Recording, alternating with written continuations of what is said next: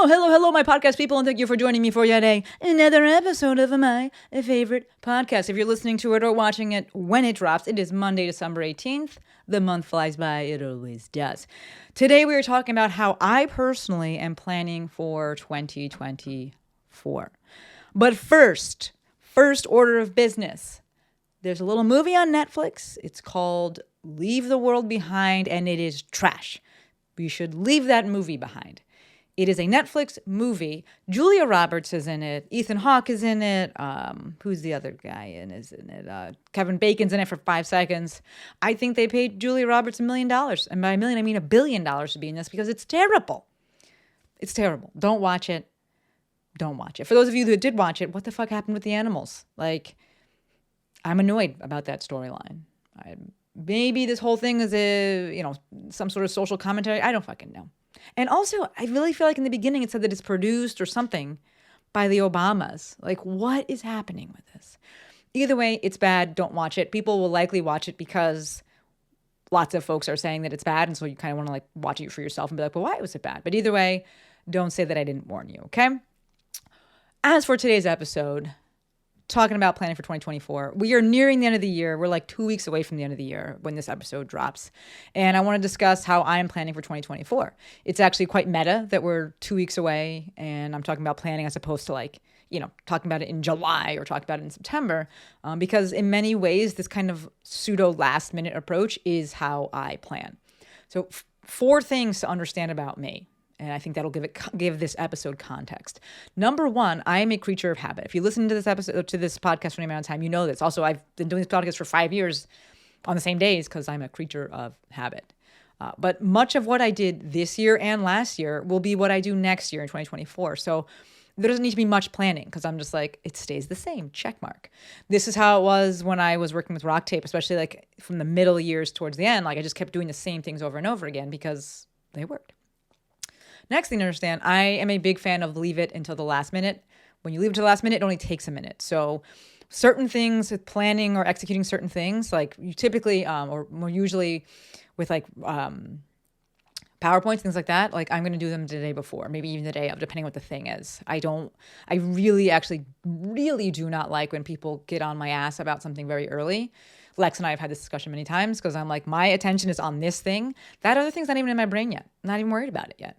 So people try to get me to worry about things before it's on my schedule. I actually am really stresses me out and frustrates me. So that's something to understand as it relates to me and planning. Next thing, if it's not on my calendar, though, it doesn't exist. So to that end, I do have any speaking events that I've committed to for next year. They're already on the calendar. So I'm not opposed to planning for things early, but I'm not going to touch that thing again, right? So I have 2 events already on there on the calendar for next year. I am not outlining the talks or anything like that. I will deal with that right close to the day of, right?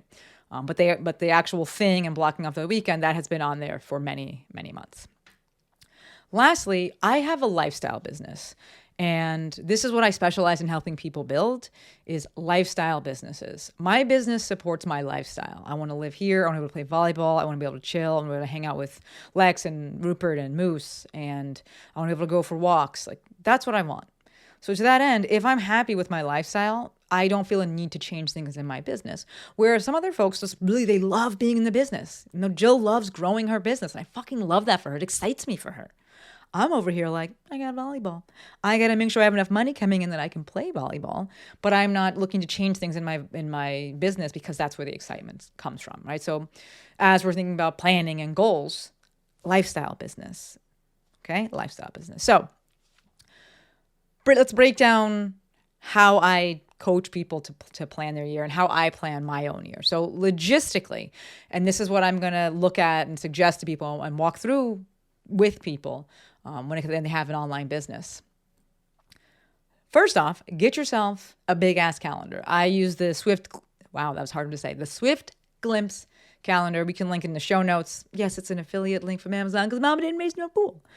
But it's a dry erase, and I have one on you can't see me and you can't see it rather.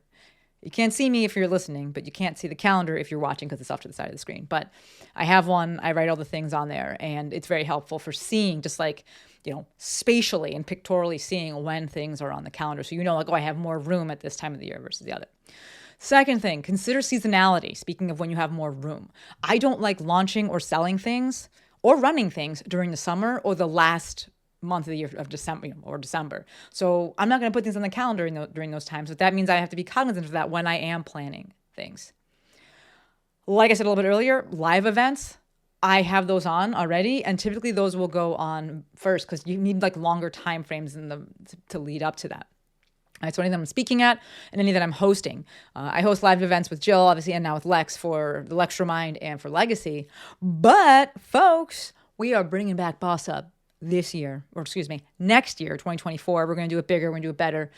And that will be likely in October. So that's on the calendar tentatively, but just put that in your brains so that you can plan for 2024. All right. So if we're looking at planning out the calendar, planning for 2024 as it relates to launches, the way that I do this is your signature offer will go on the calendar first. Your signature offer is the thing that you are known for. If you're not known for a specific offer yet, right? So for me, it's the Instagram Intensive. For Jill, it's FBA. If you're not known for a specific offer yet, the way that we look to figure out which one of our offerings will become that signature offer is one, you run the offers and you're going to learn from that. But some things to think about is with your signature offer, this is going to be the offer that if folks don't do anything else, you want them to do that, right? They come into your ecosystem, you have all this stuff and you're like, where should I start? What should I buy? I can only do one thing. And it's like, do this thing. Your signature offer is typically a good starting point in your ecosystem for other offers as well. Right. So it's not like the highest thing that you offer. It's typically something where they can kind of get started, get that introduction, get some really good results, and then they can move through the ecosystem. Your signature offer will typically allow you to get the most number of people through it as well, right? Because it makes sense. If this is kind of like a starting point, we don't want your starting point to be a bottleneck. If you're like, I can only get 8 people through at a time, and it's a year long, that's going to be very tough for the business as a signature offer. Where something like, the Instagram Intensive, I cap it at 50. I could have more people in that. Jill, I think, has over 100 people that go through FBA, right? There's no bottleneck there. You can get a lot of people through it, and then they're in the ecosystem, and they can move on to your other offers, whether they're going to go down or up. Typically, people may look to go up with your higher level offers, but it allows for the most number of people to get through it. That in mind, we're thinking about the time and the financial investment that is commensurate with allowing the greatest number of people to go through it, right? So it's typically not your most expensive offer, and it's typically not going to be your longest offer, right? So makes sense. If it's a long offer, typically the price point would go up, but something like Legacy or Lecture Mind, right? Legacy, $9,000 investment, Lecture Mind, $10,000 investment. That's not my signature offer. That's an offer that once people have been in the ecosystem and they've gone through other things and they've built a lot of trust and they're like, yeah, I want Maestro to help me out, then they can move to that, okay? So with that signature offer, you're typically going to launch it 2 to 3 times a year. I like 1 to 2 better, but you're typically going to launch it 2 to 3 times, 3 times max a year. In the beginning, when you first start running it, you may launch it more, and then you're going to realize like, that's too much. So you're launching it 2 to 3 times a year. For me, I do the Instagram Intensive twice. As for where do you put it on your calendar, you're going to reverse engineer it, right? When do you want it to end? So you go to the calendar, see that. Based on that, do you need it to start, right? Because you know how long this thing is.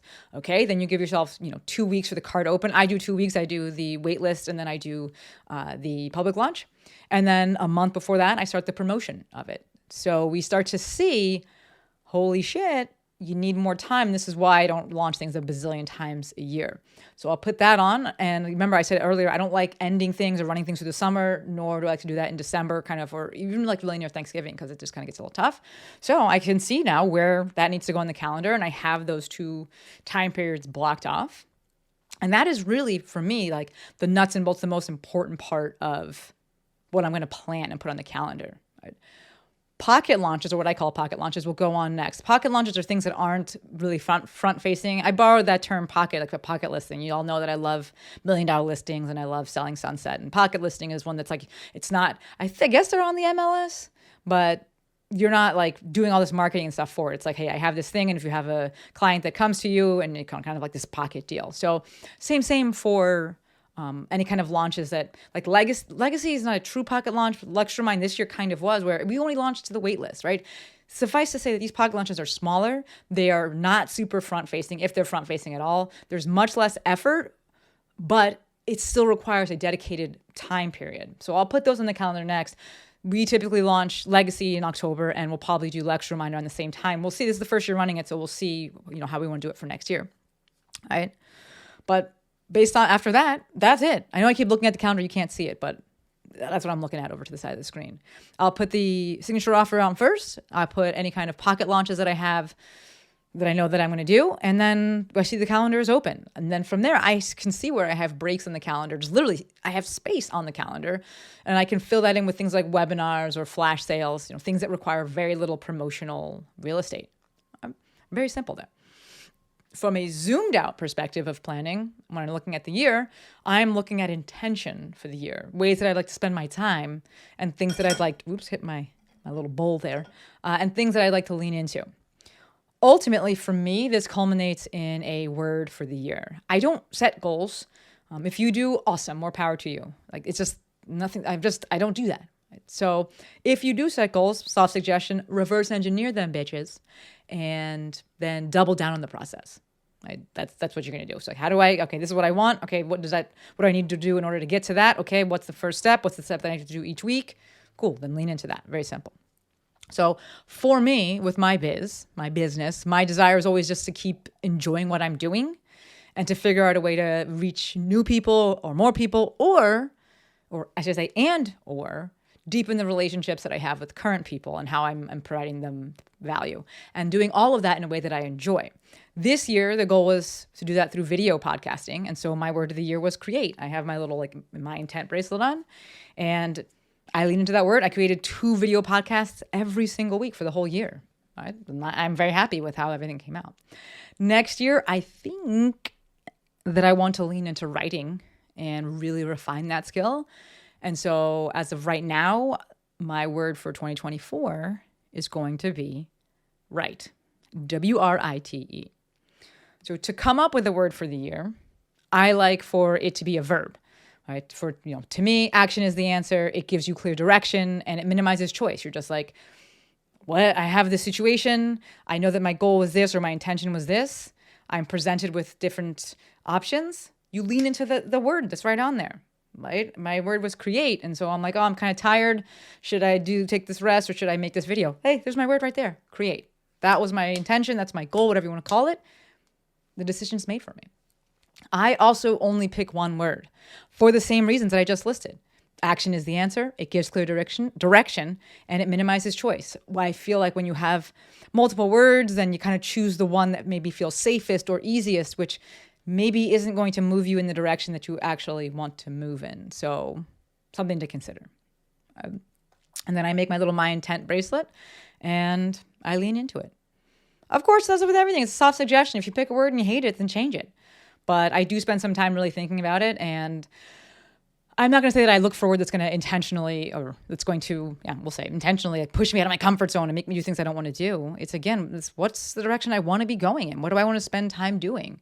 What's going to bring me joy? And in this case, what is going to, lean into some growth? And I think that that's going to be writing. And so that's why I'm thinking that's going to be my word for the year. So planning for me is pretty easy because I've been intentional with my actions for the past however many years.